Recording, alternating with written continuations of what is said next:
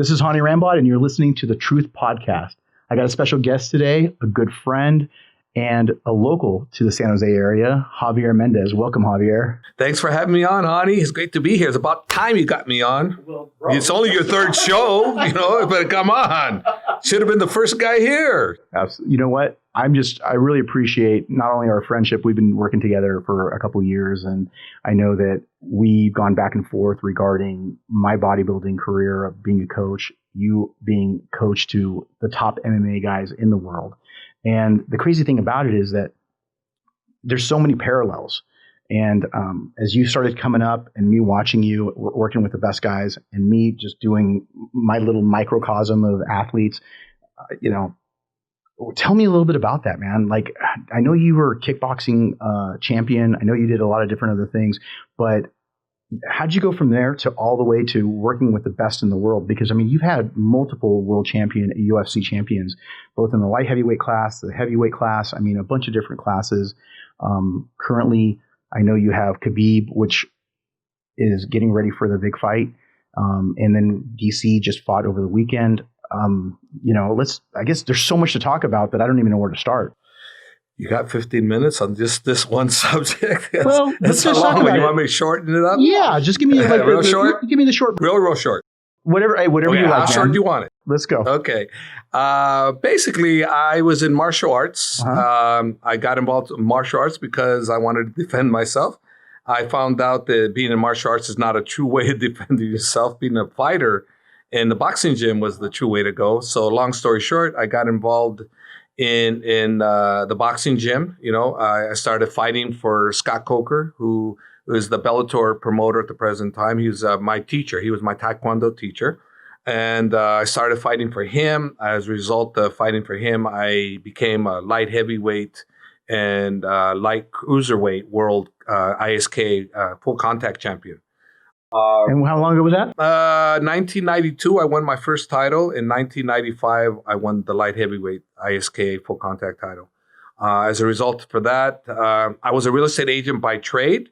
So what I did is I wanted to devote time to training because I love training more than I did working. So I quit my real estate job and I took a job for Budweiser up in Bottomley and Milpitas. And I did the work with Bottomley, and then I would train people at my gym. Not my gym, I'm sorry, at a garage shop, glass shop called Capital Glass. And I would train the guys there at night. And so that's what led to the students. So Scott Coker owned a gym, that he said I can use once in a while. Then I was using his gym like on a Friday nights to come and have my guys spar. And he moved 2 doors down, and he goes, if I wanted to take over his gym, I could just take it over. So I said, yeah, I took it over. From there came this one individual named Brian Johnston. Okay, and Brian Johnston was a very good athlete, extremely athletic guy. He was a boxing champion for me. The Ultimate Fighter comes into play. He said if I knew anybody in there, I said, well, I knew Art Davies because I did the K1 USA with some of my guys, John Claude and Jerome Turcan. We entered the K1 USA tournament in Las Vegas at the Bellagio at the Bellagio. And from there, I met Art Davies. So I called Art Davies. I said, hey, I got a heavyweight guy that wants, that I think could do well for you guys. I got Mike Swain, the first American judo guy ever to win a world title from the U.S. He was the first one ever. Now there's more. There's Jimmy Pedro. So who was your breakout guy? Like when you came up, who was your number one, your headline? That's how it's coming right here. This is right here. So, okay. As a result of Brian Johnston, okay, I met Frank Shamrock through Brian Johnston. Okay, so when Frank Shamrock moved into Sunnyvale with his girlfriend, he came to my gym because of the introduction. And from there, I trained Frank. Frank became my first actual world UFC champion, the first middleweight. He was the first middleweight UFC champion. As a result of Frank being a champion, I got BJ Penn coming around before actually BJ did anything. He was with Ralph Gracie up in Mountain View. And he said, hey, when I'm done with the Worlds, because I want to be the first non-Brazilian to win the Worlds Jiu-Jitsu tournament. And he did. He goes, but I'm going to come back to you and I want to do MMA with you. So he did that. He came back, started with me. And then from there, BJ led so many other people. This is like the early 2000s? Yeah, bro. And then Brian Johnston became real famous in Japan for wrestling. So he started bringing a lot of people over like Fujita. who was a really well-known fighter over there, like Ogawa, who was the Olympic gold medalist heavyweight, and a whole bunch of other guys he brought over to train with us. So that's how it all started. But the first big fish was Frank Shamrock. That was your first big fish. And then from there, he started to really build the name, not just around here, but just all over. I mean, I remember hearing about him. I mean, how far did he end up going in regards to, I mean, I'm trying to remember, was UFC even a UFC back then? Yeah, the UFC was then with Bob Meyerowitz. And Bob Meyerowitz, big problem with Bob Meyerowitz is he was fighting with everybody. He didn't give a damn about nothing. So he didn't do what the Fertittas did when they took over. They bought the UFC for, I believe, $2 million. And they came in, they regularized, they got this guy named Mark Ratner, who was the head commission guy for Las Vegas, the most respected guy. So they brought him on board and they got it sanctioned in all the states, regulate the whole thing. And that's how it also really started getting big. That's when it became legit, right? Yeah. Right. Because before that, it was kind of like pickup fights and it was very random. And, I mean, I just remember watching different stuff that was just, like I said, it was kind of like more of a dark sport. It was basically whoever the biggest guy is. There was no weight category. There was like, guy could be 100 pounds heavier than you. You're still fighting. The things like that were happening back then. Was it like blood sport back then? Not quite, but similar. Similar, not quite, but similar. Yeah.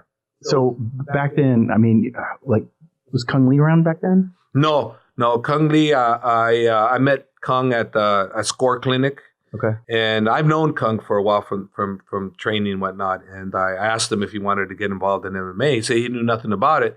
And I said, well, I can help you. He goes, well, I'll do it if you help me. I go, yeah, I'll help you with connection. He goes, no. He goes, I mean, you got to train me. And I go, well, okay, I'll train you. So I trained Kung, for MMA, and ended up, Frank Shamrock and I had our ways separation for a little short period of time there. And during that short separation, I trained Kung, for a bout with Frank, which basically was kind of one of those deals where it was kind of hard torn, it's like here I'm training one guy to fight my first guy, and right.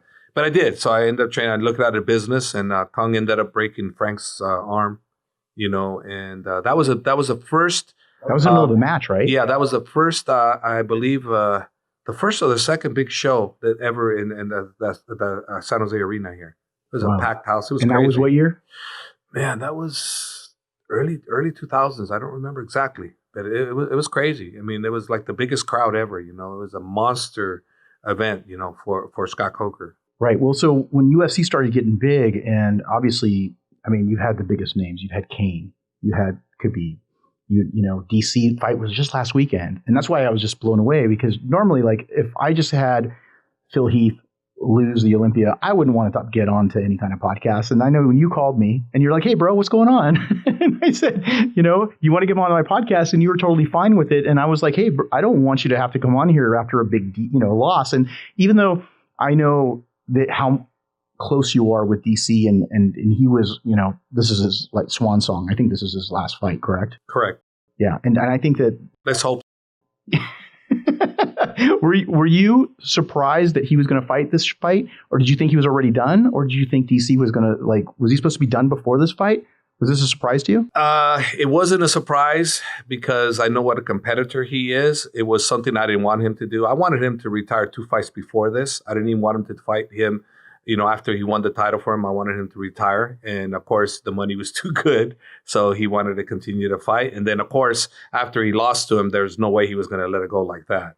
But the problem is he's lost the third fight with him. So there's no way that they're going to give him a fourth fight, because the way it ended, so that ain't going to happen. So he's not going to fight nothing but title fights. So there's no point in hanging around. He's got a great career in the entertainment business, announcing and commentating and all these things. He is so multi-talented, I can see him even doing things with The Rock and things of that nature. Big stars, I can see him doing that. Yeah, he's been really, really good about doing a lot of things off camera, and he's super talented. And I see him on his Instagram giving back to the wrestling team in Gilroy right up the road, like 20 minutes, down the 101. He was doing things with the wrestling team, the local high school, with just the kids. I know he's got a wrestling program, doesn't he? Yeah. Well, listen to this, and you can identify this because you're the best trainer in the world. Okay, So here's DC. We're getting ready for a fight, and this happened every single time. Normally Saturdays is my day to train with him. Okay. Now, if he has wrestling with his little kids, or his high school kids, a tournament going on that day that he's supposed to be training week for the most important fight of his career, guess what happens every single time? What's that? Cancels with me. He goes to the tournament and coaches his kids. Who in their right mind would do that? I've never met one fighter. He's a super family guy. He just loves the kids. He loves coaching. And he'll do what he'll do for himself, but he'll sacrifice himself to give to others. I've never seen that from an individual of his stature. He gives so much. I mean, if you really find out all the things he does, you go, man, this guy's a beautiful guy. He gives a lot of money to a lot of people, helps them out, but he doesn't want no one knowing about it. He got pissed off at me one time because I told the media, he goes, I'm pissed at you. I go, why? He goes, you're telling people my business. I go, what did I tell him? He goes, you tell him I did this. And I go, hell yeah, I did. I go, people need to know what kind of person you are. So yeah, I did it. I did it on purpose. Were you mad about that? He goes, well, I don't want people knowing. I go, well, I don't care. I go, I'm tired of people hating on you when they should be loving you and respecting you because of the kind of person you are. So yeah, I did it. Oh, that's great. Yeah. Yeah, I mean, he's like I said, everything that I know about him, he's such a good dude. I mean, I know that with every champion, there's some intensity there, and sometimes people can take that as arrogance or cockiness, depending on how it's perceived. But at the end of the day, the difference is when you show up and you can actually handle your business. That's the difference between. We always say that the difference between arrogance and being confident. So with him, you're not going to make everybody happy. And so it's good to hear that he's a really good guy. But, out of all these guys, I mean, with Kane and all of these guys, I know there was also dialogue between them that they didn't want to fight each other. And so sometimes, because of being in the AKA camp and in your under your tutelage, what was that like? Because I know that wasn't there some talk about them making sure not to fight each other? Well, this is what happened. DC comes up to me, goes, Hob, I'm going to drop down to light heavyweight. I go, why? He goes, well, I'm never going to fight Kane. So that being the case, I'm going to drop down to light heavyweight. Is that because he didn't want to fight Kane because they were both part of the same team? Or was it because he was genuinely concerned that he could lose to Kane? No, it was because they're brothers. They're that tight, and he was like, he's a competitor. You can't tell DC you're going to lose to anybody. He's going to say, yeah, okay. Like I tested him one time. Yeah, that's why I was very surprised. I tested him one time. Him and Kane were sparring, and I said, hey, DC. He goes, what, Hob? He goes, Kane's going to take your ass down today. He goes, what? He's going to take me down? I go, yeah, he's going to take you down. He goes, oh yeah, you'll see. Kane couldn't take him down. They're sparring. He rose to the cage. He goes, so his sole focus is to challenge me to, for Kane not to be able to take him down. Kane didn't take him down. Had they gone championship rounds, Kane would have taken him down because DC got super tired. Well, out of all those guys, who's the most intense? I mean, again, we got Kane, we got DC, we got Khabib. I mean, which one is like the guy that most likely to get into it with another guy just because they're so intense on the mat? DC. Yeah, he's the shit disturber, and he's the guy. Yeah, he'll get into it. Kane, not so much. DC, Khabib, no. DC. Yeah, DC instigates shit for me. He starts trouble. Well, did DC ever? I mean, the heavier weight guys with the lighter weight guys, they're wrestling around and they're sparring it, right? Oh, when the lighter guys go with the heavy guys always kind of go easy with them. They don't go hard, no. Right, because of the weight advantage. Yeah, the weight advantage is too much. They'll play with it, but they won't really go super hard on them now. So have these guys ever gotten into it? Like, have you ever seen a full blown? I'm sure that the intensity is hard to hold back sometimes. Like, or have you? Like, has that ever happened to you where you've had to like kind of check somebody and you've gotten into it before? Yeah, I've got into a lot of verbal situations with the fighters. I'll give you one in particular that was pretty funny. We had the reality show called Fight Factory. Okay, and we're being filmed, and someone tells me that Mike Kyle, one of my heavyweight guys, disrespected one of the coaches because he wanted the coach to work with him first, not the other guy. But he had another person that was a priority, then Mike was going to be second. Well, Mike Kyle didn't want to be second. He wanted to be first. So he disrespected the coach. So I come up to him. I go, hey, what the hell's your problem? He goes, what do you mean, what's my problem? I go, why didn't you wait your turn? He goes, because I shouldn't have to wait my turn type thing. And I said, no. bullshit. You wait your turn. This is a team. You don't do what you want here. And he goes, and so we started arguing. I chase him into the bathroom, and he goes, you know what? I'm going to come back and I'm going to fight these guys and this and that. And like, mean he's going to fight all the heavyweights and go on another team. And all of a sudden I got really pissed off at him. I said, well, you go effing do it, right? And we were each other's faces about to throw blows with each other. And as we're talking, we were being filmed. Then we both realized that, oh, crap, we're being filmed. Did it get aired? No, it didn't get aired, and I'll tell you why, because it wasn't part of the story.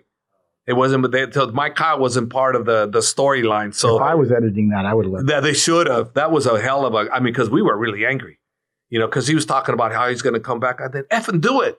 Effing do it. We're in each other's face like this. We're like this, and we're ready to go. Because I'm not afraid of none of these guys. They may beat me up. They may not. Who cares? I don't care. I'm a fighter. I've been beat up before, so I'm not going to back down from anybody. It's the way it is, and I'm the head coach. If I back down for him, then what kind of respect he's going to have for me, So I didn't back down, but then him and I both realized at the same time they were being filmed, so we were just kind of backed out. Well, luckily you didn't get into blows. No, it was really within seconds of that happening. Yeah. No, but that's never happened before. No, you got into blows. I've come more times than that. I've come quite a few other times. Whatever happened with Koscheck? Koscheck, he is a mildly different individual, and he wouldn't listen. He'd do whatever he wants. So what I did to him is I ignored him. Oh, that's all I did. I ignored him, but I knew ignoring him would piss him off.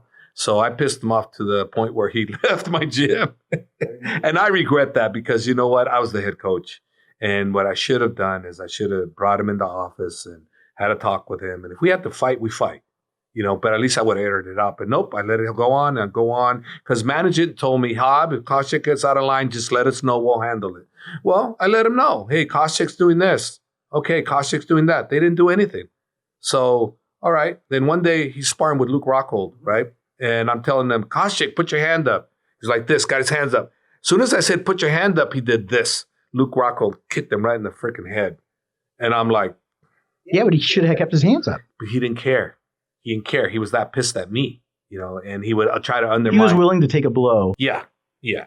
So he did that. Then when I'm not in the team meetings, he undermined me, trying to get the guys to turn against me and this and that. Because the guys would tell me, and none of that worked. Like, I was talking about this is bullshit what Hobbs doing this and that, but nobody agreed with him. And, when he did his own break up the team? Yeah, he tried to break up the team. He tried to get everybody to go to Fresno, where he was at, like DC and Kane. Nobody left. Nobody was going to go with him because I was here, and they weren't going to go. It's too far to go for them. So it didn't work. You had like a full-blown mutiny on your hands. Pretty much.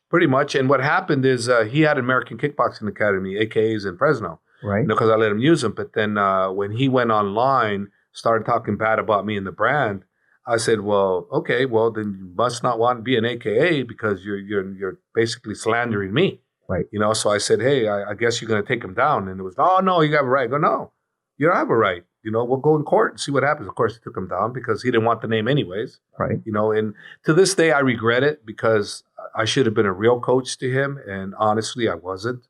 I wasn't a real coach. A real coach would have really brought him in and talked to him and tried to reason him out. And I didn't do that. Look, he was tough. Well, we all have the tough ones, right? Yeah, he's the good guy. If he was on your side, Koscheck is the best guy you could ever want.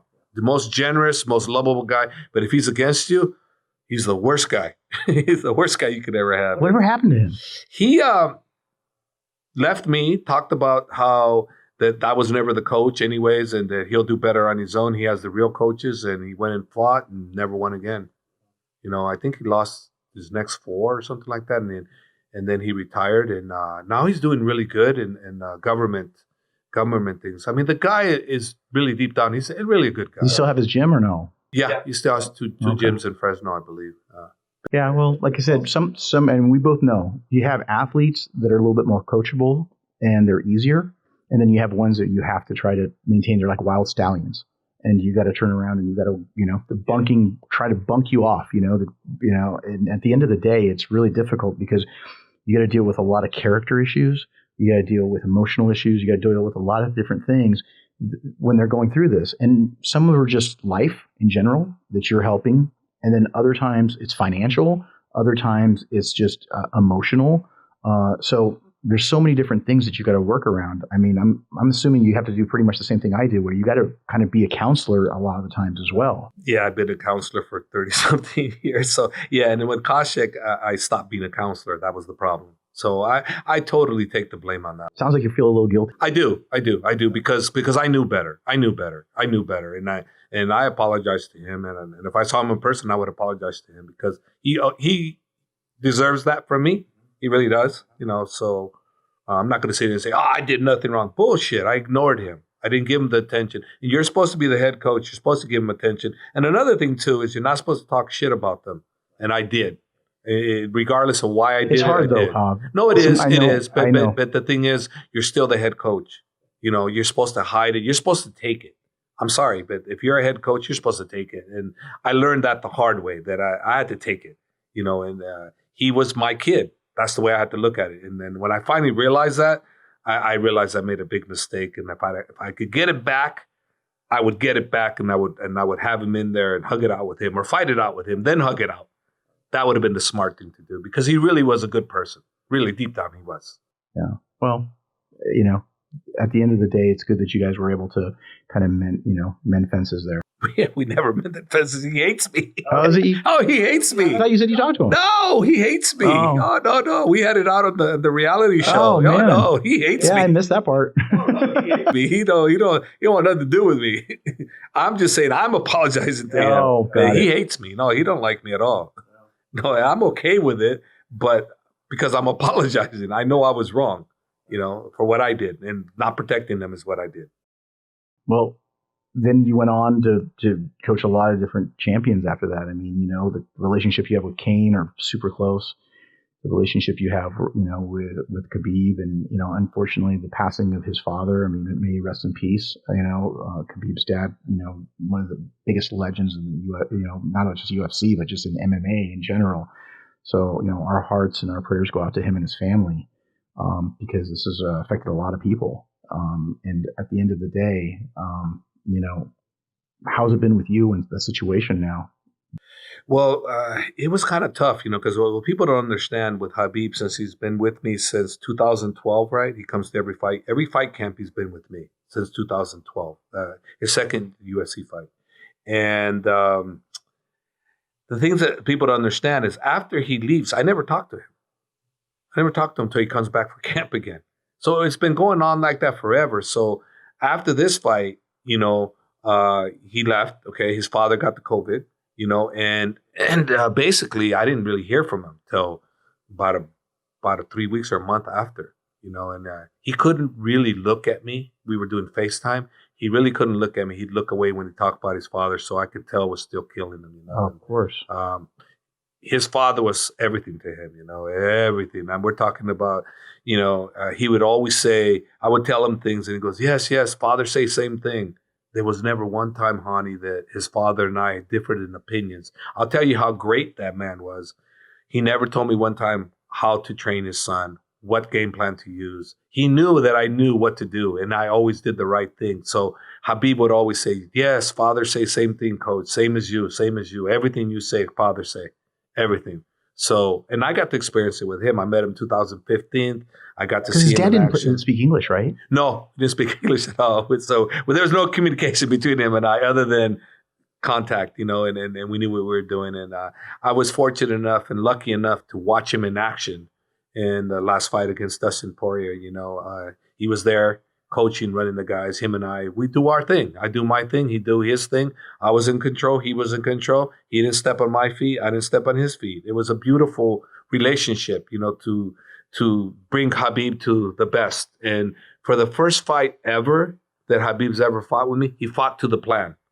First time ever. He never fought to the plan ever before like that. So he didn't fight to the plan in the Conor McGregor? Hell no. No. In that third round, man, he's like, dude, I said, okay, like, he's out there slugging it out with him. I'm going, oh, man. He had to do that, I guess. But if his father was in the corner, I guarantee you he would have stuck to the plan. That's why I call it father's plan, because I know what his father wanted without ever having to speak to the man. And like I said, I got to experience how great of a coach and a human being he was in it. Well, his dad, was that the first one that he was at UFC fight in some time, right? Because of the whole visa issue. Yeah, the whole visa issue. The only time when I first met him was in 2015, and we trained with we coached Islam together, him and I. That's the first coaching I had with him. And Islam's been on his way up. For all of those that are, follow little bits of MMA, Islam is also somebody who's been coming up, and you've been touting him as a very huge up and coming. Oh, huge! Yeah, he's the next champ. He's fighting RDA on October 24th. With Khabib's show on October 24th. So he's fighting RDA. So RDA was the former. Those Dagestani guys, man, they're just beasts. A new breed. They're the new breed. They're born doing this from when they're kids. I think they're the old breed. I think they're the old breed. More likely, you're correct. They're the old breed. They've been doing this forever, and it's just now people are realizing how they are. And his father's the one that started this. And I'll tell you what I found out. At their village, they have different villages. They got the city and they got the village. Well, the father in his village sold, I guess, some cattle and stuff to build a gym. And back then they thought he was crazy. They go, what the hell is he doing? Selling good livestock to build a gym. But no, he felt the kids needed to exercise and get involved. And that's how all this started with the father. He sold the cattle to build a gym on his own dime. And he got the kids to train him for free. And that's how this all started. So when you were out there, and you're in Dagestan, I mean, I've seen the videos of him wrestling the bears, right? Like, all of that stuff. Was that just something that they did? Because I know I've read stories and heard stories and seen interviews, and it's just like a regular thing, right? Out there. Yeah, they have some bears. They train them. They train them to do that. So the bears they're not trained to hurt the kids or bite them or anything like that. And so they train them for that. And then what happens is when the bears get too big, they let them go. They let them go on the wild. So they train them during that time, but when they get too big, they're way too big, too hard to feed, right? They let them go in the wild, So those poor guys, I think it's going to take them a while to adapt. Those poor bears. So at the end of the day, when you were out there, what did you see that was so different? Was it just their work ethic, or what is it that makes them so good compared to the other fighters you've trained? Their work ethic, their regimen. They're disciplined. They had one thing to do: train, eat, sleep, train, take care of the wife. Eat, sleep, train, take care of the wife. And that's what they were doing. I mean, it's not distracted at all. No, they don't. There's no partying. There's no nightclubs. There's no drinking. There's no drugs. None of that. Their faith does not allow them to do nightclubs or any of that. So that's what they do, and they don't socialize with anybody other than the men that they're around. And so it was the most accommodating and the most welcome I've ever felt in my whole entire life being around those guys. I felt like family to all those guys. It's unbelievable the warmth that they give you. It's like, wow, you feel like you've known them forever and they treat you so good. It's incredible. Yeah, you're eating some feasts out there. Yeah, they fed me too much. Well, what is next right now? Because are you going? You're going to be able to go see him, or is he coming out here? Because normally I see Khabib, and again, guys, for those of you that don't follow MMA or UFC, Khabib is the premier -- UFC champion out of pretty much I think any weight class right now. He's the most exciting to watch fight. When you see him fight, you're just like, I know I'm sitting there screaming at my TV, but I normally see him here at your gym. Is he coming out this year? We discussed it. He asked how the COVID was over here. I go, it's really bad. He goes, yeah. And I go, no, I don't think you come here. I think I go to you. Wherever you're going to go, I'm going to go to you. And he goes, okay, coach, I'll let you know where. I said, okay, but don't come here, because I don't have the fighters. My gym's not really open. It's only very few people that can come in that have fights. I let them in, but we're not a full gym. So yeah, what's the point? You've been kind of closed pretty much. Yeah, pretty much since March we've been closed. So I told him, don't come here. And the reason why I'm talking to you about it online here is because he has, I'm not kidding, average from 15 to 30 people a day coming from out of the state or somewhere not in San Jose to come visit him. To come see him, to actually watch him train? No, they were not allowed to watch him train. Oh, okay. Because it's too much. It was too much. We had to let him stay outside. Because you were doing that for a while. You were letting him for a while. I think it was like 3 years or 4 years ago. Yeah, but it got way too much. It was like, what, crazy, man. was too crazy. Are you ever worried about like people like filming your camp or anything like that, or from the rival camp? No, not the rival camp, but we've had filming before where people are secretly filming him. And then the next you see it on Instagram, you see it out there, they're showing the video, and I'm like, oh, God damn it, they're showing the plan. And I don't like that, but you can't, what are you going to do? You got to have separate training. So it's kind of like we have our own private training now. So basically, I like taking them in the private professional room that I have where there's no one there because of that very reason that people would film. And because you can't blame them. They get to, if you're in the gym, you see Muhammad Ali, take a picture. Okay, no one sees that. Okay, and then you were with the great one. Khabib is known to be one of that status. If you go to Russia, Dagestan, oh my God, he's so big. He is so big. Even I'm big over there. I'm here, I'm nothing. Over there, I'm a major star because I train him. It's incredible how, okay, you're a star and your fighter's a star when you're sitting in a restaurant and you got 30 kids coming up to you, knowing you, and they want to take a picture with you. With you, with not me, him. Not him. He wasn't there. Just me. I'm walking in Dagestan. I got police officers coming up, stopping their thing, coming out, taking pictures with me. And I thought, God, these guys speak English because they say photo. And I'm thinking, hey, these guys all know a little bit of English. They go, no, coach, photo's the same in Russian. I went, oh, okay. Oh. I didn't know that. And you're just blown away because you got these kids running around. Oh, yeah. When you got kids coming at you and they know who you are, that's something. And then when I found out how big Khabib was, everybody used to tell me Khabib's a monster and I'm big over there too because of Khabib. I go, nah, I'm not that big. Well, I get there and I get a rude awakening. Yeah, it's like I really couldn't go anywhere myself. Even at night. I'm walking at night with the whatever. People recognize me left and right. I went to a boardwalk like one time, and I swear to you, I must have got about 100 people come and take pictures with me. They just took a little glimpse. I go into a gymnasium, I'm weightlifting, the whole gym took pictures with me. It was nuts. I was like, and then they give you tea and they give you stuff and you have to take it. You can't insult. Yeah, it's also like that in the Middle East, in the Persian community, Yeah, it's so much. It's better. You feel more at home. You feel appreciated. Like here. We're used to walking by not saying hello. Over there, everybody says hello. Everybody shakes hands. Obviously now COVID-wise, no, but they would do that, hug each other all the time. And culturally. Yeah, culturally here, you meet a billionaire here, he ain't talking to you. He ain't not giving you the time of day. You meet a billionaire over there. Oh, I know guys that are broke that don't do that. Yeah, he'll give you a hug. He'll give you whatever you want. He'll want to make sure you're custom, you're taken care of. That's what happens over there all the time.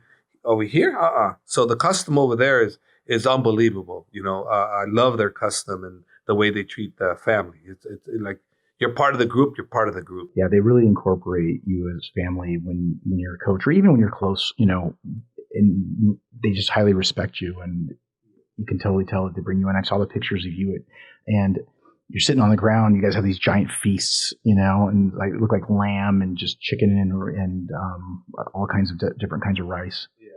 Yeah, you were definitely carving up. Yeah, we were there. we went to the one of the rulers of Pakistan, the third in command, the president's son-in-law. We were at his house, and he threw a feast, 16-course meal feast. So that's what you're talking about. Is this monster mansion with bodyguards everywhere. There was about 50 of us in there, and they fed us. Where is that? In Uzbekistan. Yeah. Yes, and that was crazy what you're talking about. I'm like, oh my God, it's like, and at the end they gave everybody like a bunch of gifts and everything. And didn't you also go and like one of the princes in like Dubai or something like that? Yeah, we were at the Nas training center and the prince in Dubai. It's a world class facility. Just rolling up in the Rolls Royces and. Well, it was like the G5s. Oh, okay. The G5s, yeah, G-Wagons. They're all going, most of them are G-Wagons, some Mercedes, but everybody wanted the G-Wagons. Probably bulletproof. I don't know. Fast as hell, though, I'll tell you that. And then in Abu Dhabi, he was at the prince's house. He's got a backyard in his, there's a compound, basically. It's both places unbelievable. Hospitality, like crazy. Food, my God, if you love food, Did you guys get a chance to travel around it all together, or was it mostly just being in training camps, whether it was in Dagestan or in Dubai? The majority of it was training camps. When the training camp was over, then we got to experience a little bit of the fun stuff, taking out on the yacht, and things like that, or going to the elephant. The prince has a big compound where about 30-something miles of animals and just crazy stuff he's building, racehorses, camels. This guy's got so much money. Oh yeah. It's like, hey, check out my Falcon. Yeah, pretty much the Falcons, and yeah, that's what they do. But you know what? It's like you could never tell because they don't act like anything. They just feel like they're just like you, and they treat you, when you're a guest, they treat you really well. Yeah, they take really good care of their guests. Well, going back to that fight with him and Conor, man, I mean, that's such an iconic fight because so much crazy shit happened. Because I was watching that fight and it literally blew my mind.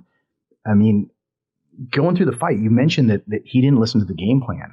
And if his dad was there, he would have listened to it. What part of the fight can you tell that it was kind of going in a different direction versus the game plan? What he said is stand the whole round with him. He was doing everything perfect till the third round. He decided to stand with him. And look, he stood with him, and it was a very close round. Basically, he was trying to show off, right? Like show that he could stand with you. So I'm going to break you. So I could show you. I don't have to just show that I have a stand-up game. Yeah, and he does. He's got a stand-up game, and he proved it. And that's where a lot of people underestimate him. They think that, you just got to prevent the takedown. He's over. Okay, good. Try that. I've had him spar with my pro boxers. I have him spar with really top guys, and he has no problem. He has no problem with anybody. His weight. I'm not talking about Luke Rockholds or things like that because I'd never let him spar with Luke Rockhold. But his people, his weight. He has no problem with anybody, and he's never lost a sparring session, not meaning rounds, but session. So if maybe you do against him good one round, the next round you make it submitted by him. So he never lost one session in all the years he's been with me. That's amazing. He's never tapped out. Never. Ever. I've never seen him tap out. And one time I saw one of my fighters, Kyle Crutchmer, who's a Division I All-American from Oklahoma. I know who he is. Kyle had him in a chokehold that I thought, oh my God, Khabib's going to get choked. I was about to get my camera out and go, I'm going to take film it. I'm going to prove it. You got choked out. He got out. He just relaxed. It looked like all of a sudden he got out. I went, holy crap. I go, Khabib, I thought you were done. He goes, no, coach. He did come close. But I go, really? He goes, well, have you ever got anybody closer? He goes, yeah, Luke Rockhold almost got me. I said, really? I go, yeah. And Luke's a yeah, but how much heavier is Luke? Probably 30 pounds or so. Yeah. Luke is, hell of a jiu-jitsu man. Yeah. So, yeah, that was fun. So that was it. So Kyle was the other guy. Kyle Crutchmer, yeah. Even Kyle was so upset. He goes, I thought I had him, coach. I go, yeah, I thought you had him too. And if I'd have taken a picture, we could have framed it. But it still didn't happen. No, it didn't happen. No, and frame that one. Yeah, that one's a frame. That one, yeah. Nick, you gave me that jersey.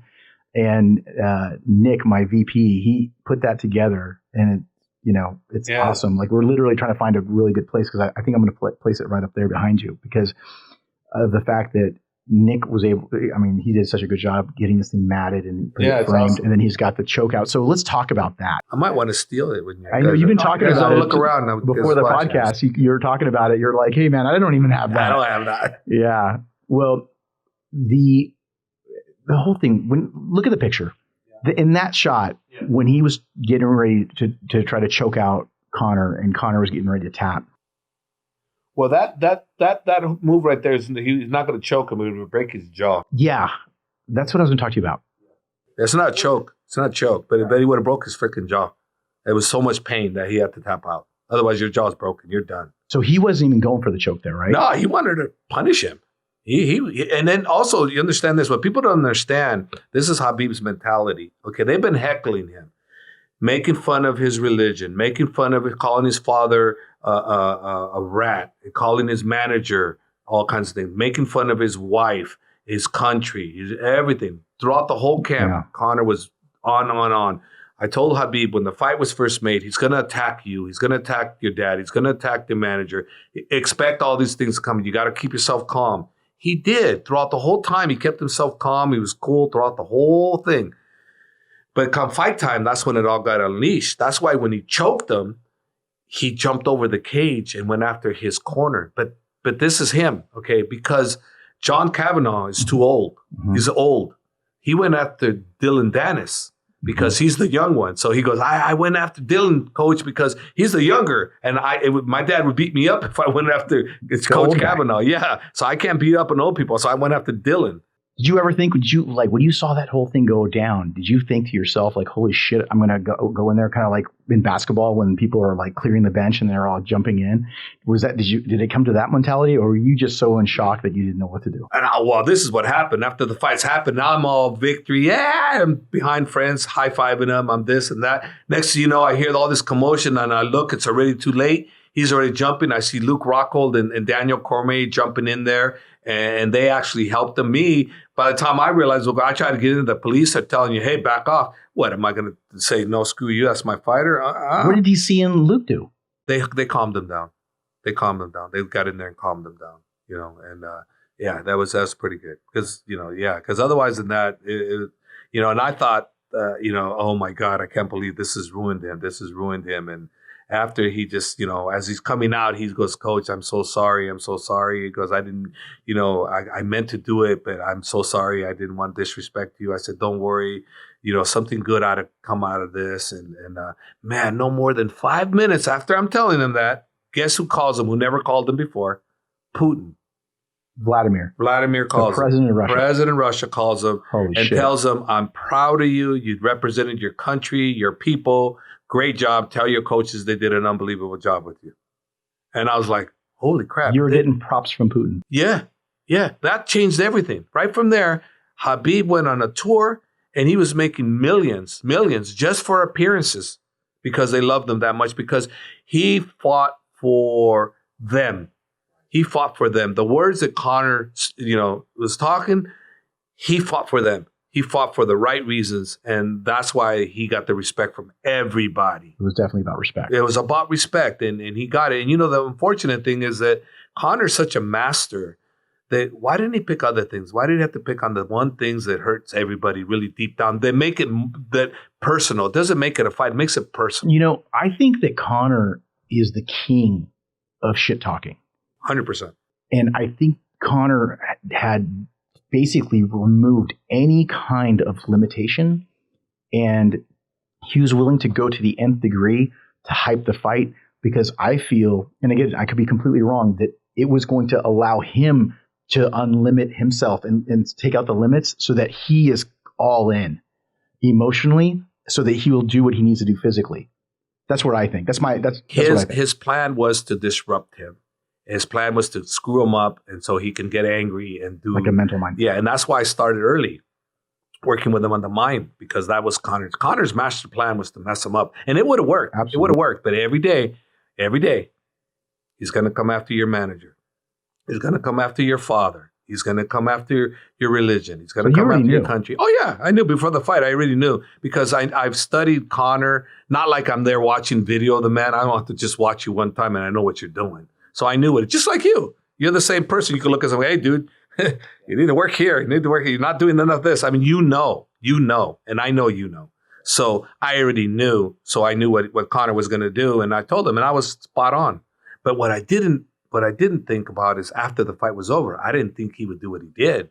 But to be honest, you weren't ready for that. No. Oh, no. I wouldn't approve of that. I would not approve of what he did. No, because it's dangerous, and this is a sport, it's not a situation where, hey, it's die, do or die. No, this is a sport. You go out there, you give your best, shake hands at the end, then you go home to your family safe, and well, that was healthy. Like I said, it was so much pent up anger from talking shit about his dad, talking shit about the religion, talking shit about everything, that's why I think he wanted to punish him. I mean, literally, we talked about this, and you said that he was trying to break his face. Oh yeah. If he could have, he would have continued to beat on him. He goes, I'm going to show you. I'm going to make you regret your words. He meant to go out there. Was he saying something like that to him? Like, was he talking about business or something like that? Yeah, it's only business. He goes, oh, bro, it's only business. And yeah, for Conor, it was business. It really was. He knows how to hype up a fight. But I'm just saying that they shouldn't allow that. The sad thing about this is, listen, the State Athletic Commission in Nevada, right? They knew why Khabib did what they did, but they fined him $700,000, right? $700,000 because he paid for his partners too. He paid their fee too, right? So, but here the commission is saying, okay, we're going to fine you, and they fined Conor $50,000 for his part. But the part that pisses me off is they're talking about, well, things need to be done. You can't be talking about religion. You can't be talking about this and that. But yet, you know what ignited it. But yet, you're still filing the man $700,000. But you knew, and then you're trying to scold Conor and that you shouldn't be doing that. And you know that it was wrong. But then why'd you fine him that much money? You know, it was, and that's why Khabib said if he ever fights again, he won't fight for them unless they give him a refund. He goes, for the Nevada because I'll fight if Nevada gives me a refund. He meant it. He meant it. Still to this day, if Nevada wants him, they got to refund them $700,000, which I doubt they will do. But I think if that happened, I think the UFC will give him that extra $700 to say, hey, we want you to fight, you know, your last fight here, whenever that is, and wanted the T-Mobile Arena, not the T-Mobile, the new Raider Stadium, you know, right? Because I think if Khabib's last fight, whenever that is, hopefully it's a GSP, you know, if it is that fight happening, if we do what we want, yes, and it'll happen in the time frame we want, which is April, which is before Ramadan. Yes. Now, George may have a different opinion. George may say, no, there's not enough money in it for me. So, no, it ain't going to happen. So then we got to go option 2, which could be Conor if the UFC decides that's who they want, or if Tony gets a win against another top guy, maybe Dustin Poirier beat Dustin, then it could be Tony. Then they can try for the 6th time and hope to God nothing else happens. Because they still haven't fought. No, 5 times, bro. 5 times something's always happened. Pandemic, the 5th one, which is and I'm kind of superstitious, so I kind of don't want Tony. Not because he's not deserving, it's because of just superstitious. This weirdness? Yeah, man. It's like, look what happened.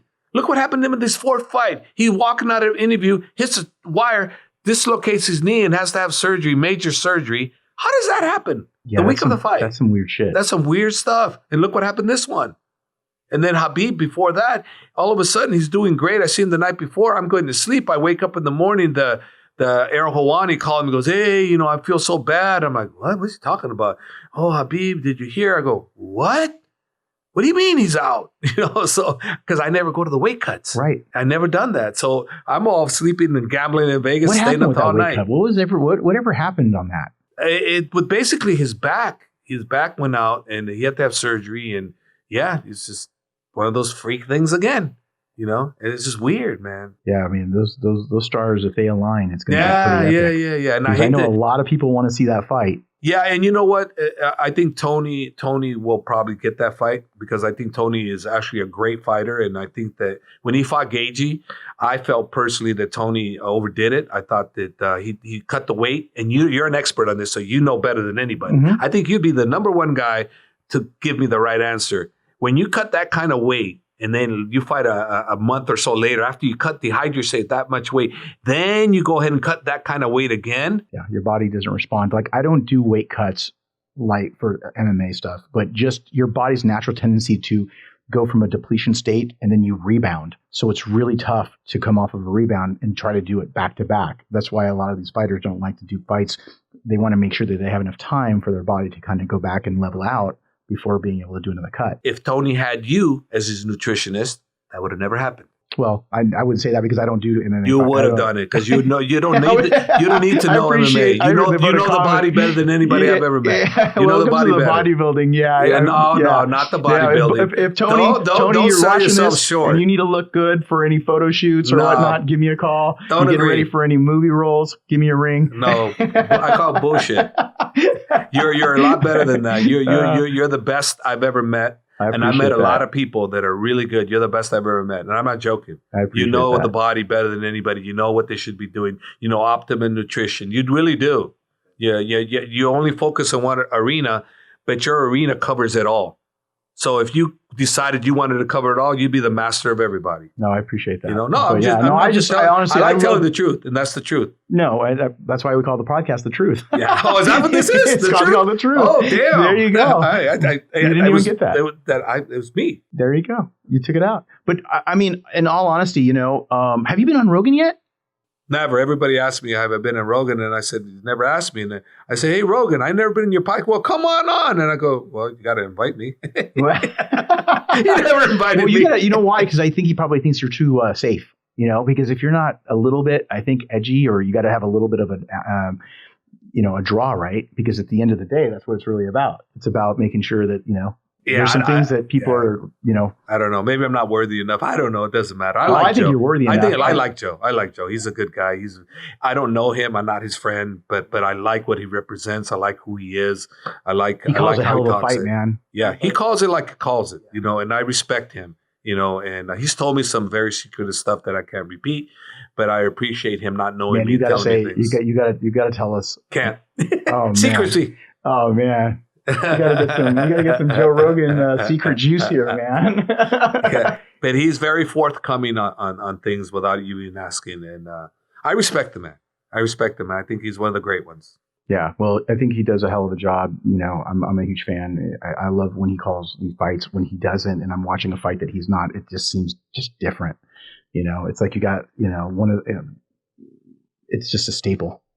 Yeah, it really. Yeah, is. he's really freaking good, man. Yeah, and he can be funny sometimes too. Yeah, and sometimes he's biased, and he gets blasted when he does that. Though when he's biased and he's apologizing, okay, I clarify my statement. I didn't do this. I didn't mean that. And like one time when he interviewed DC after John Jones, right? And DC, you could tell was concussed, crying and everything. And he interviewed him, and Joe got slack for that. And he goes, I probably shouldn't have done that. I got the man at his worst state, and I probably shouldn't have put him on. And in a way, to be honest with you, it kind of worked in DC's favor because people got to see the real him. He wasn't afraid to cry. He wasn't afraid to let his emotions out. He wasn't afraid. He lost? Yeah, after he lost to Jones. He wasn't afraid to be a man. God, they hate each other, huh? Yeah, they don't like each other very much. They respect each other's talents, but as a person, they both don't like each other. So, but DC, like I said, he cried in front of everybody. And how many of us would do that after loss? We're not going to cry. Well, no, because we're too manly. Well, no, who's the real man? He's more of a man than we are because he doesn't care what you think. If he's hurt, he's hurt. He's going to let you know it. And I respect him for that because I couldn't do it. Even knowing full well that that's the real man, I can't do that. I'm going to hold it in. I'll go in my room like I did when I had one of my losses. I go in my room, lock myself in, tell my girlfriend, yeah, go away. And I cried my ass off. Oh, wow.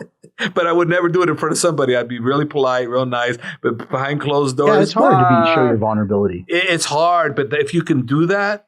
But when DC did that, all of a sudden people started coming on board. They started coming on board. What a beautiful person this guy was. And then they started realizing now, DC used to get nothing but hate, man. You look at his Instagram. Oh, you fat. Why do you think that is, though? I don't know. People didn't like him. But all of a sudden, after that, love. The vast majority of his stuff is love. He's got 99% or higher of people that appreciate and love him now. It's incredible how they just turned around just from that one moment. Maybe relatability. It could be because they can relate to him, and then he's commentating, and he's funny as hell. He's a hell of a commentator. He does a really good job. Yeah, he's great. So you like watching him. So people got to identify, and they see him as, oh, that could be me. He's not this statue of a guy. He's this guy that doesn't look like he could be anything. Yeah. But here he is, pound for pound, one of the greatest fighters of all time. Yeah, I would have really liked to see him eventually transform a little bit more and take care of an off season, even though, again, just the aesthetic portion of him, because he doesn't look as badass as he is. And it's on the outside. And I think that's why a lot of people didn't relate to that. But I do know that he loses a lot of weight, loses a lot of body fat when he gets ready for the fights. But, we always talk about that because, bodybuilding world is saying, hey, if he was able to be a little bit leaner, could he be a little, have a little bit better cardio? Could he have been this or that? But it worked for him. He won the belt. He's an amazing, he's a legend. But yeah, you always think about, hey, if he would have been able to kind of keep his body fat down a little bit lower in the off season and then going in a little bit with better conditioning, how would that have played out? What do you think? I think if he would have done that, he could have won the middleweight, the light heavyweight, and the heavyweight division because was it just eating? Does he just like to eat? He loves to eat. He loves to eat. He loves rice. He loves chicken and rice. He loves rice, bro. Yeah.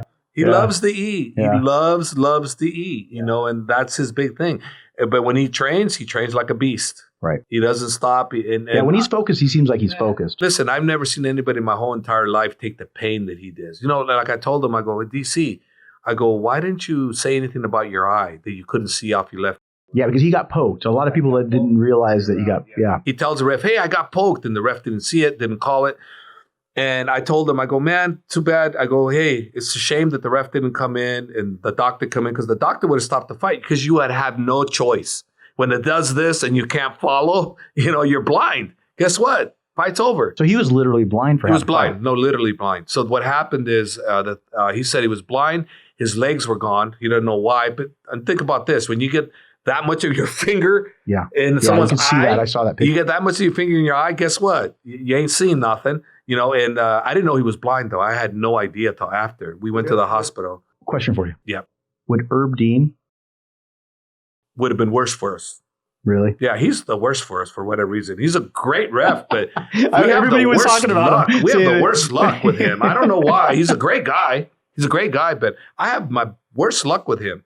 And this one here, Mark Goddard, is one hell of a ref. He just didn't catch. He missed it. But hey, listen, as far the people miss the point, the eye poke is the eye poke. DC poked him how many times? 6, 7, 8 times through the 3 fights, unintentionally, but he did poke them, right? But the one poke that Stipe did unintentionally was the mother of all. Yeah. Stipe fought a good fight. Oh, he fought a great fight. Yeah. He had a great game plan. He did great against the cage. He held him up with the underhooks. He completely changed around. But in all fairness, DC couldn't see, so he wasn't himself. Right. So I'm not saying that DC would have won. I'm saying it would have been a closer fight. I had it as it was 2-2 going into the 5th round, and I thought we lost the 5th round. So I didn't think we were going to win. I thought the Stipe had won. You just thought it was closer than it was. Yeah. The DC took the 3rd round off completely because he was just trying to survive to figure out where the hell he was at. So he tried fighting in the 4th round, and the 4th round I gave it to him, but it was close. Even Dana White said 2-2. He gave the 1st and the 4th to DC, and then the 5th everybody gave it to. How's your relationship with Dana? Fantastic. We're not friends, but the man is respectful. I text him. He texts me right away. I have nothing but respect for him. Nothing. I have nothing bad ever to say about him. I think he's got big balls because fans will send stuff to him. And he goes, you effing idiot. Go whatever. Go do donkey dicks or whatever, And I'm like going, I wish I had the balls to do that. I can't do that to a fan. Dana's savage. Yeah, he's a savage, bro. He's a savage. He just don't care. He goes, take your whatever money and shove it up with. I mean, I don't know. He just talks whatever he wants. He doesn't care. He doesn't care. He says what he feels, and he does it, and I respect him. I mean, I have big time respect for him, and like I said, we're not friends, but if I call that man up, I guarantee you he responds to me right away. That's awesome. So I have nothing but respect for him and what he's doing. And think about this pandemic. Remember how everybody was on board? Oh, Dana this. Oh, he's ruining the sport. No, man, if you were involved, the best place you'd want to be is with Dana because he's testing these guys so damn much. The quarantine, the security, everybody's getting tested. They made sure no stones unturned. Oh yeah, they tested us 3 times before we could even board the plane. They had us test, and they got us all. And they did a Zoom thing where they had a doctor on there, and they watch, and you do the saliva test, and then you send it in, and then they approve whether you get on the plane or not. They didn't just let you get on the plane. You get there, and all of a sudden send you home. No, before you could even arrive, they gave you a test. Well, how many of us are going to go get tested? Most of us are too lazy. We're not going to want to go test unless we feel something. Well, I got tested 3 times, So they're taking yeah. So this next fight with Khabib, do you feel, in regards to the prep and everything, the situation with his father and everything else, do you think that it's going to be one of his toughest fights because of this? I don't know yet, but as far as his father not being around, his father was never around, but only for 1 fight. I miss him and I want him there because having him there is a strong, strong anchor, and that big giant supports Khabib needed. So I'm hoping that Khabib's using the fuel of his father to preserve the legacy that the great man that his father was, to use that to propel him for better, not worse. So using the legacy and listen, your father's words are very important. My father told me I wouldn't amount to anything. He said, you're not going to amount to nothing. I didn't care whether he was joking or not. He said those words, and those words propelled me to be a world champion. Okay. When I became a world champion, I told my father, see, you told me I couldn't be nothing. He goes, well, I was always joking. I go, well, it doesn't matter when you're joking. You said it.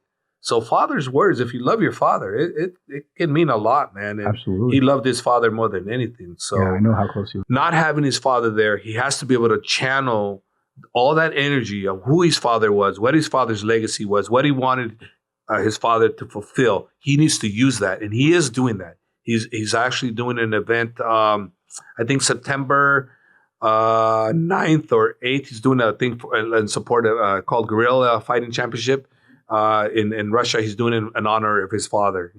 So he's doing all the steps necessary. He got together with the top government officials to try to finish the projects his father had set out to do. So he's doing all the right things to preserve the father's legacy. And that's what I would be doing too. If I love my father that much, then I'll be damned if I'm going to let my father, legacy of what he expected of me unfulfilled. I would fulfill that. And I believe that that's going to drive Khabib, whether he's by himself training, that's going to drive him. And the only death's going to stop him from accomplishing that goal. That's what I really believe. Well, he's a badass, man. So, and I really appreciate your time. And I know you're going to be getting ready so when do you go out to meet with him? Because again, just to be clear, he's not coming here. So anybody that wants to come here who hears this, you're not going to see Khabib train at the AKA in San Jose for this fight. Yeah, correct. And the reason why I think it's important to say it and you're bringing it up is because of all the fans that do come. We get 15 to 30 a day. And they're not just from San Jose. Right. They're from San Jose. World, it's like, we just want to make sure that they know that. That they know that. Because we have so many people. So if you know anybody that wants to come, please tell him. He's not going to, don't come. He's not, you're wasting your time. And we're not just saying that. It's because literally he's not coming. Yeah. And it's a TBA, it's TBA is where we're going to be. And we'll see from there. And then obviously because of the amount of attention he gets, it's going to be one of those scenarios where it's going to be very secret. He's going to have a bunch of security with him everywhere. So it's going to be almost nearly impossible to get near. Have they announced where the fight's going to be? No, but let's be honest. Okay. Where have they thrown the fights so far? So far, it's either Vegas or Fight Island, right? Have they mentioned any new places? Not that I know of. Not that I know of either. So if I had to guess, I'm just saying, if I had to guess, I would imagine that's where it's going to be, right? And also, I also do know for a fact that the reason why that deal in the UA, Dubai was done was because Abu Dhabi, because of Khabib.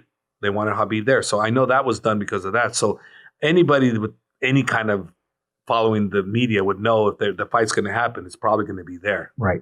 Not 100%. Because it hasn't been announced yet. It's been announced. But that's where everyone's if I had to guess, my speculation is there. If it's in Vegas, that means they're giving them $700,000. Someone's giving them someone is. No. Maybe you. Not me, bro. Why? No. Why not? No, those are going to be some expensive tickets. No, man, I appreciate it. Please tell him, give him our condolences. And I really appreciate you giving a little bit of a story about your past and along with how you got to where you're at. And the Conor versus Khabib fight was amazing. I love the fact that you were able to tell that kind of that story about what happened. And I don't think people realize that he was literally trying to inflict pain on him because of the frustration and the anger.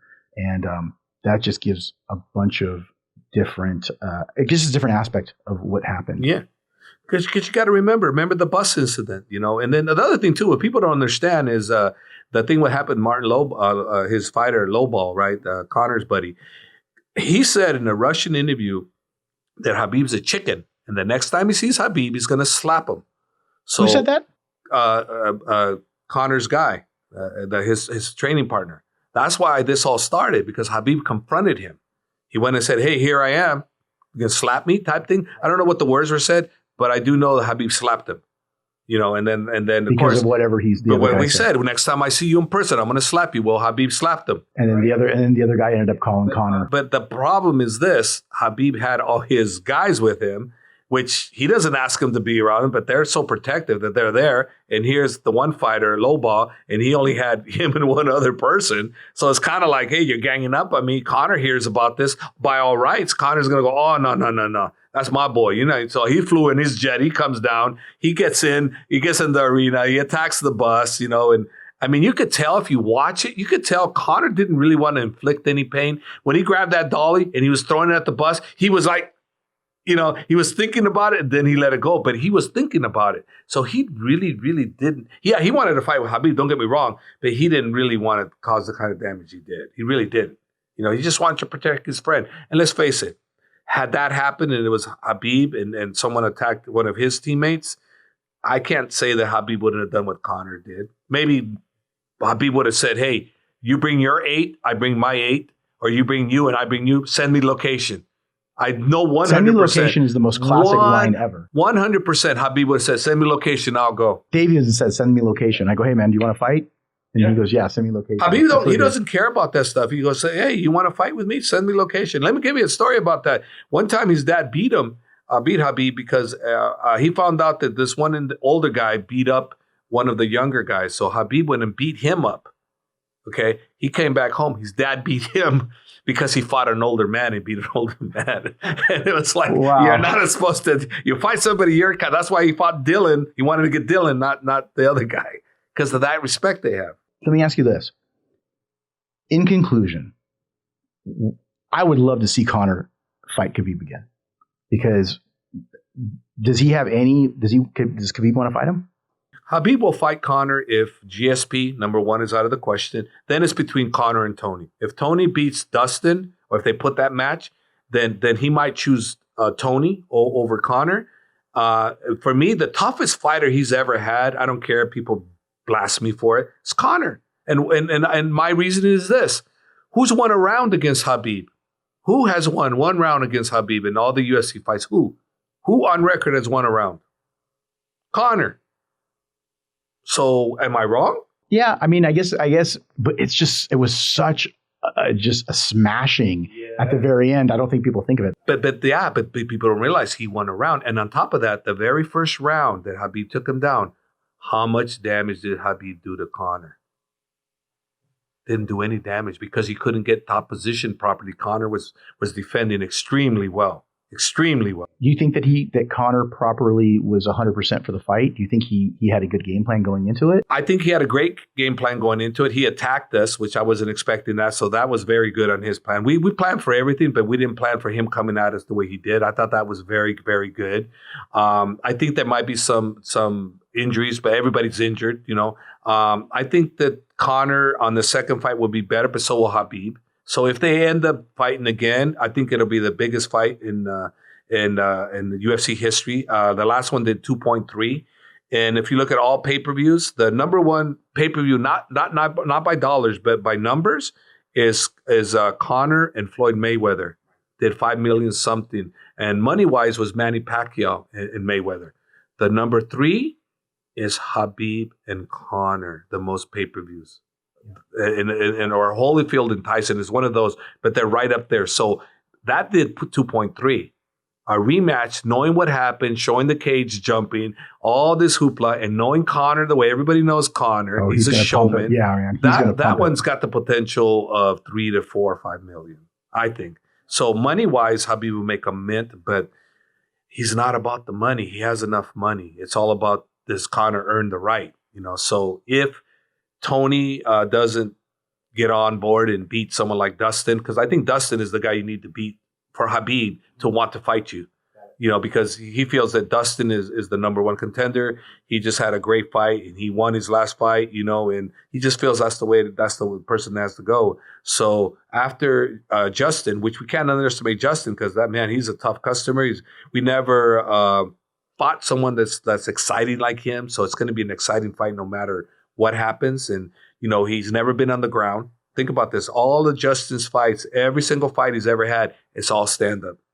And why? Because he chooses not to go to the ground because he's that good. So can we take him down? And if we can't take him down, are we going to have to stand with him? Well, if we do, we do. I don't have a problem with that. I mean, people are selling Khabib short on his stand-up. His stand-up is freaking really, really good.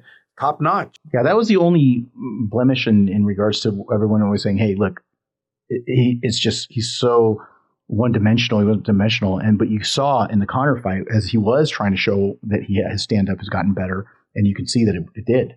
Yeah, it's better. But another thing people don't understand, he's so faithful. When he's home, he doesn't train with anybody but me on striking. He doesn't want to. He just trains with me. Hopefully he's changed a little where I want him to train with other people, because this is what happens. He comes in on training camp, and I don't get to spend but maybe total, honey, I spend maybe an hour and a half total training him on the mitts and technique. That's it for the whole week. Yeah, that's not enough. No, it's not enough, but he has a routine. So how much am I going to get him to improve on that? But check this out. Every camp he comes to fight, he is that much better because he's getting that improvement. He's amazing. before this thing happened, COVID, oh my God, you should have seen what he was doing. Oh, I had him doing some beautiful things. I'm like going, oh my God, people are going to go, who the hell is this? It's like he was doing some amazing, amazing things that people would go, that's not the Khabib we're used to. Well, so that's what I'm saying. Keep selling him short. Keep thinking that he has no chance to the stand. Go ahead. Keep doing that. Can you do some like Zoom stuff or get on, like FaceTime and do some training on that? Or is that it's just too? He doesn't have time for that. He doesn't have time to pick up my goals. Well, no, I'm saying during like training this far out, like would it be something that would be beneficial? Have you guys ever thought about that? I mean, I'm talking to Phil, I'm talking to my guys, as much as I can, getting closer, but it's a different sport. Yeah, we never discussed that, honestly speaking. Because you guys are so used to doing things in person. We're so used to doing things in person, and honestly speaking, your way is the better way. It's a better way for improvement. It's a better way for advancement, and it's a better way for me to see what I'm working with. So 100%, but we've never done it. So you're ahead in that department where, you're step by step. Your way is by far the best way, if you're not in person, to keep improving, to keep your eye on. Because I can see what my boy's doing. So if I can't see, then when I get there, it's fight time. Right. We're 2 months out. So we don't have time to work where it's like crunch time. So I don't have that time. But if I have the time to watch, I go, hey, you're not doing this properly. You're taking too much steps, or you're trying too hard. You know what I'm saying? Yeah, I would have one of the guys maybe take some video and send them to you, and then you can critique it and send it back. Yeah, and I never even thought of that either. There you go. So I'm learning. See, if you win, I'm helping out a little bit. 1%.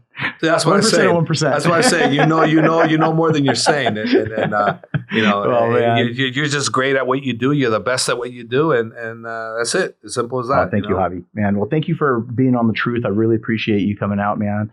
With all this thing, hopefully this lockdown will be over soon, so you can open up your gym. If anybody is going to try to get a hold of you, what's the best way to get a hold of you? You have your IG. Yeah, my Instagram, AKHav at the Instagram.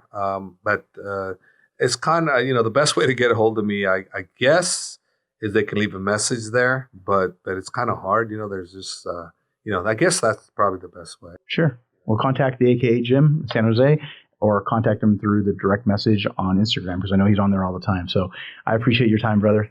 I'm Hany Rambod, Javier Mendez, top coach to the top pros. And that's The Truth.